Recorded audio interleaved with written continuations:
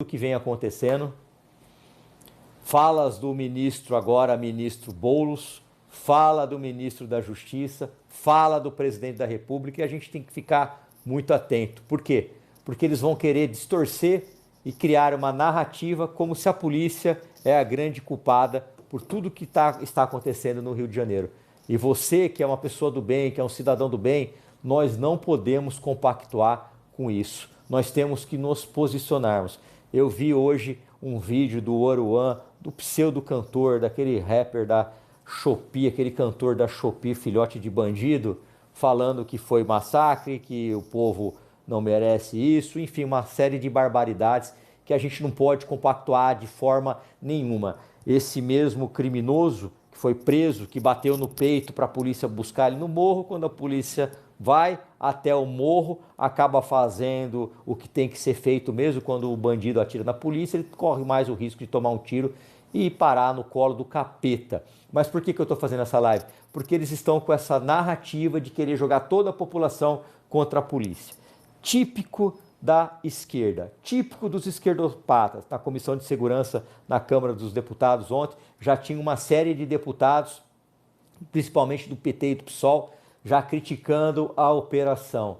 Eles se esqueceram que morreram policiais que não ganham um terço do que ganha um deputado, do que ganha um ministro, policiais que sobem o morro arriscando a própria vida, não sabem se vai voltar, como aconteceu, 4 não voltaram, e eu estou aqui para defender as forças de segurança, estou aqui para defender o lado correto, o lado do bem, o lado do cidadão do bem. Aí vai o Boulos, esse mesmo que invade terras, esse mesmo criador do MST, esse movimento terrorista, criminoso, e pede 1 minuto de silêncio para as vítimas. Tem que pedir 1 minuto de silêncio só para os policiais. Vítimas são os policiais que morreram. Vítima é a população. O que morreu ali foram traficantes que acabaram sendo mortos. E parte da imprensa, principalmente uma imprensa vendida e podre, está falando a todo tempo, está comentando a todo tempo. Eu vou até buscar essa notícia para vocês. Me ajude aí, minha amiga Amanda. Manda para mim essa notícia aí do que estão falando aí. Chacina. Acabei de pegar aqui, falando que houve uma chacina. Pelo amor de Deus, nós não podemos deixar que essa narrativa cresça. Não podemos permitir que essa narrativa cresça, porque eles vão jogar a população contra as forças de segurança. Você, que é uma pessoa do bem, que é um cidadão do bem, entra lá no meu Instagram, ou então compartilha essa live. Nós não podemos deixar essa narrativa da esquerda prosperar. Não houve chacina nenhuma, não houve massacre nenhum. O que houve ali foram policiais que agiram no cumprimento da lei, policiais que foram fazer o que tem que ser feito. Bandido que atira na polícia tem mais é que tomar um tiro e morrer e ir para a vala. Foi a opção deles, eles tiveram essa opção. Foi uma faxina, foi faxina que eles fizeram lá, uma faxina em legítima defesa. Então eu peço encarecidamente para que você compartilhe essa live, porque eles estão se juntando, deputados do PT, deputados do PSOL, cantores da Shopee, esse falso rapper aí que só faz apologia ao crime, filho de um dos maiores traficantes do Brasil, que também se posicionou. É só no Brasil que traficante fica se posicionando o tempo todo. Isso é absurdo, isso é surreal. E aí agora há pouco, alguns minutos atrás, vai o ministro da Justiça, que já deveria ter ido para o Rio de Janeiro logo nas primeiras horas que ele ficou sabendo de tudo isso que aconteceu, não. Foi agora para lá, para dizer que ele vai se empenhar em abrir um escritório, que ele vai mandar peritos, que ele vai colocar as pessoas à disposição do governo. Você sabe o que o governo federal vai fazer nessa operação? O governo federal está indo lá agora para criar esse escritório para monitorar o que as forças de segurança e o governo do Rio de Janeiro vai fazer. Está lá para defender bandido. Este mesmo ministro, a gente tem que lembrar que foi o criador da audiência de custódia, quando ele era juiz do Conselho Nacional de Justiça. Ele criou essa merda de audiência de custódia e ele bate no peito, se vangloriando de que quase 50% dos presos sai nessa merda de audiência de custódia. Sai nessa porcaria de audiência de custódia. Esse mesmo ministro já falou várias vezes, o ministro da Justiça que é contra as forças de segurança.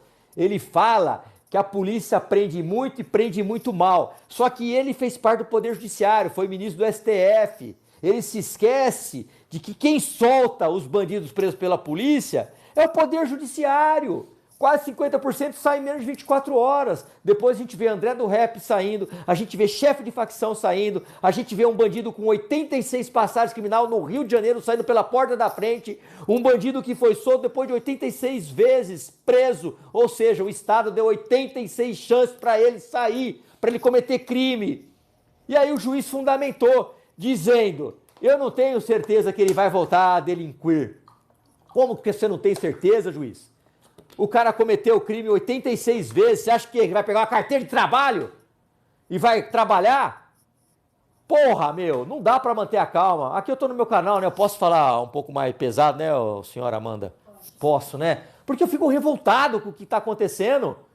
Eu não sou de fazer live, acho que eu fiz 1 ou 2 lives no canal, peço para você compartilhar. Eles estão criando uma narrativa e o policial, eu posso dizer isso com muita tranquilidade, o policial não tem medo de enfrentar bandido não, o policial não tem medo de trocar tiro não, o policial tem medo e receio de sofrer uma denúncia, de parar na corregedoria, de responder um processo do Ministério Público, uma denúncia muitas vezes infundada, injusta, que ele vai ter que pagar advogado para se defender, como aconteceu aqui com um policial meu da Divisão de Operações Especiais, que em legítima defesa matou um traficante, depois sentou lá no banco do júri aqui na Barra Funda, pagou advogado, um homem honrado que sempre fez bico, sentado lá no banco dos réus,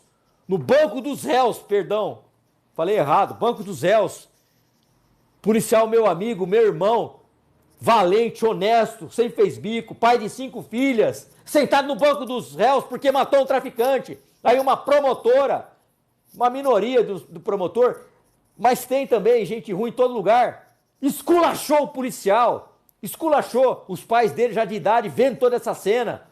Vocês vão achar que isso é normal? Graças a Deus o júri foi anulado, porque ela também veio para cima de mim, só que hoje eu tenho uma imunidade e eu pude me defender à altura.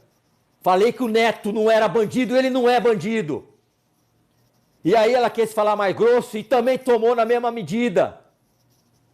Mas e se eu não fosse deputado? Muito provavelmente estaria preso do tribunal, do júri, de um policial honesto que sentou na cadeira de réu numa denúncia infundada. É disso que o policial tem medo. Esse policial é tão valente, tão honesto, tão honrado. A gente trabalhou junto no grupo de operações especiais, trabalhamos junto na divisão de operações especiais, se envolveu em diversas trocas de tiro, se matava de fazer bico.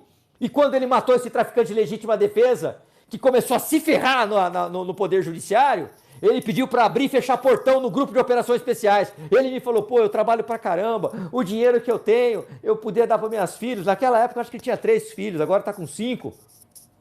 Ele falou, eu quero abrir e fechar portão. Que assim eu não me envolvo em problema. É isso que o sistema brasileiro faz com o policial honrado e honesto. É isso que ele faz. Depois de um tempo ele não aguentou, voltou a trabalhar, nós se envolvemos em outras trocas de tiro, acho que em Aguaí, mas não é justo. Dói no coração ver um policial honesto tomando uma invertida. Dói pra caramba. É absurdo isso. É disso que o policial tem medo. É por isso que eu tô fazendo essa live.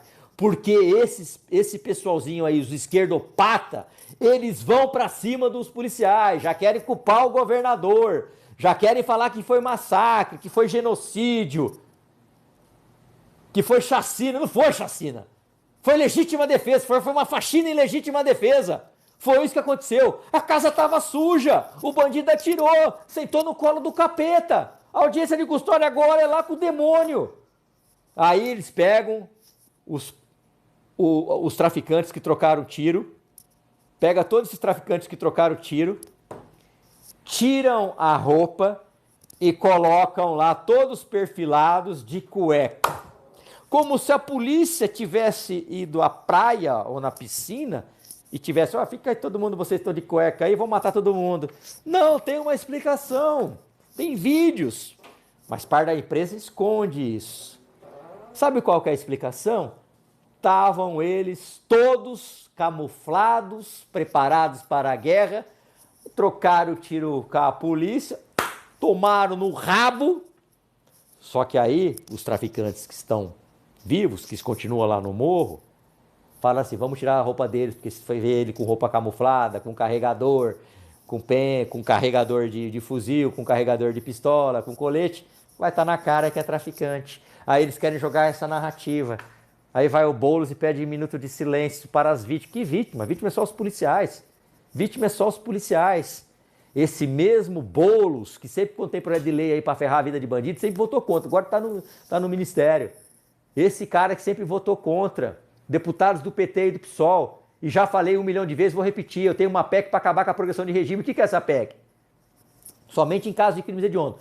Pegou 40 anos, feminicídio. Os esquerdopatas falam que defendem as mulheres. Crime de feminicídio. Vai um cara lá, põe fogo numa mulher, mata a mulher, requintes de crueldade, crime hediondo. Pena de 40 anos, pode pegar 40 anos. Muito bonito no código. Tá lá escrito lá, vai pegar 40 anos de cadeia. Nossa, que bonito. Não fica 40 anos. Tem a maldita progressão de regime. Ele começa no fechado, vai para o semi-aberto, e depois ele pula para o aberto, depois de alguns anos vai para a rua e vai matar outra mulher. Não tem nenhuma assinatura do PT e do PSOL. Não tem nenhuma assinatura deles. Se vocês não acreditam, vá pesquisar que vocês vão ver que não tem. Então nós estamos vivendo uma situação de inversão total de valores. Eu peço para vocês apoiarem as forças de segurança do Rio de Janeiro, não só do Rio de Janeiro, mas de todos os estados. Eles vão sofrer represália de ONGs ligados a direitos humanos, que recebem emendas parlamentares de deputados que defendem essas ONGs pensando em voto.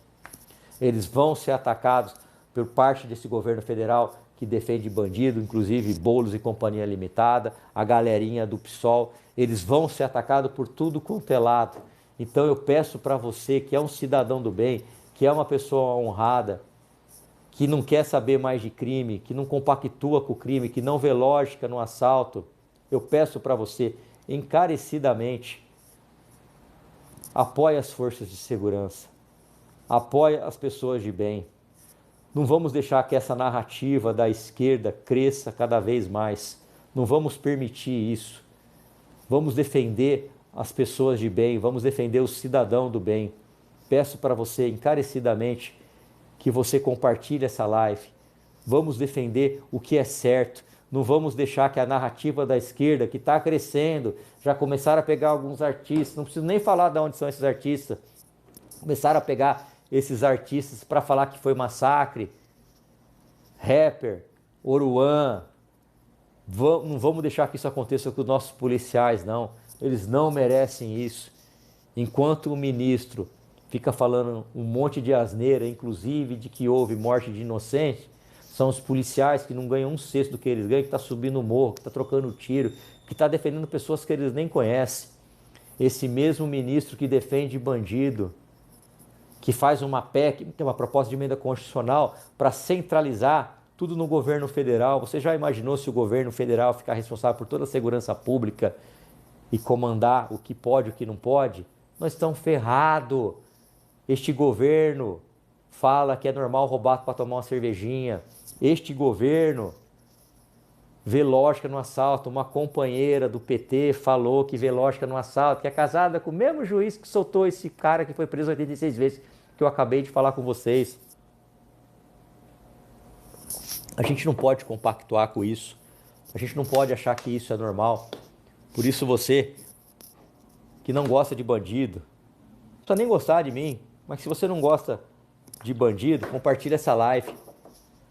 Vamos deixar os nossos policiais na mão, não. Não vamos deixar os homens de bem na mão, não. Não vamos deixar o que é certo virar o errado. Não vamos deixar a narrativa da esquerda crescer cada vez mais. Vamos defender as nossas forças de segurança. Vamos defender o que é certo. Isso não é justo. Pode ter certeza que a partir de agora, de ontem, já começaram ontem na Comissão de Segurança, no Congresso, eles vão bater na tecla de que houve excesso, que houve chacina, de que houve massacre e não houve. Estão querendo comparar o que aconteceu no Rio de Janeiro com o Carandiru. Isso é absurdo, é surreal. Nós não podemos permitir isso, gente. Nós não podemos deixar que isso prospere, porque daqui a pouco está nas maiores emissoras de que houve um massacre. Não foi massacre. Agir em legítima defesa para defender o povo. Eu vou contar algumas histórias rapidinho para vocês, para a gente finalizar essa live. Afinal de contas, já estou há 15 minutos falando. Fiz essa live com o intuito de defender os policiais das forças de segurança. Poucas pessoas sabem disso, mas o Rio de Janeiro, quem mora no Rio de Janeiro sabe, é dominado pelas facções. Nos territórios deles só entra quem eles querem. Unidade polícia pacificadora, o policial militar tem que se humilhar, parar numa blitz feita por traficantes. O traficante olha para dentro da viatura, vê se são os meus policiais e deixa ele assumir a unidade polícia pacificadora. Isso é absurdo, é surreal. Outros vídeos que foram mandados para mim pelo Sargento Portugal, o policial passa por uma barricada, que é um trilho de trem fincado no solo, tira a barricada, passa com a viatura, sai da viatura, coloca a barricada de volta. Isso é humilhante, a culpa não é do soldado, cabo, sargento, não é do tenente, não é do capitão, a culpa tem que estar lá em cima, que mantém essas unidades de polícia pacificadora funcionando. Tem que acabar com isso. O policial, quando está nessa unidade, ele tem que pedir permissão para ir até a padaria fazer um lanche, é humilhado. Vocês acham que isso é normal? Vê se alguém do PT e do PSOL se revolta contra isso. Não, eles não se revoltam contra isso. Eles não fazem absolutamente nada contra isso. E a gente que quer uma sociedade melhor, uma sociedade sem tanta criminalidade, uma sociedade que não seja dominada pelo crime, fica refém desses criminosos. E essas unidades de polícia pacificadora, na maioria das vezes, está no território que é comandado pelo Comando Vermelho, que é inimigo do terceiro comando puro. Aí eles querem invadir uma área do outro. Só que como tem a unidade de polícia pacificadora, é bom para o Comando Vermelho, porque aí a guerra não vai ser só do terceiro comando contra o Comando Vermelho. Vai ser uma guerra do terceiro comando, Comando Vermelho com a polícia no meio, porque está lá. Aí vai ter que agir. Eu já fiz um podcast com o Sargento Portugal, vale a pena você ouvir essas histórias de um deputado federal que foi linha de frente no Rio de Janeiro, continua sendo linha de frente lá em Brasília. Então, por favor, não caiam nessas narrativas da esquerda dizendo que foi massacre, que foi chacina, porque não foi. Foi uma faxina em legítima defesa. Se você não gosta de bandido, se você não gosta de corrupto, por favor, não estou pensando aqui em engajamento não, compartilhe essa live para que as pessoas que estão aí acreditando na grande mídia saibam que foi uma ação legítima da polícia, que a polícia está tentando recuperar um território que ficou nas mãos e está nas mãos do crime por décadas. E o território é brasileiro, não é de facção. Este governo federal passa tanto pano para bandido que, além de falar que traficante é vítima do usuário, ele não quer transformar as facções, através de lei, em organizações terroristas, em terroristas. Por que ele não quer? Se um traficante pega um drone, pilota um drone, solta uma bomba na cabeça dos policiais, na viatura, e tem casa do lado, se isso não é terrorismo, eu não sei o que é, e o governo federal não quer.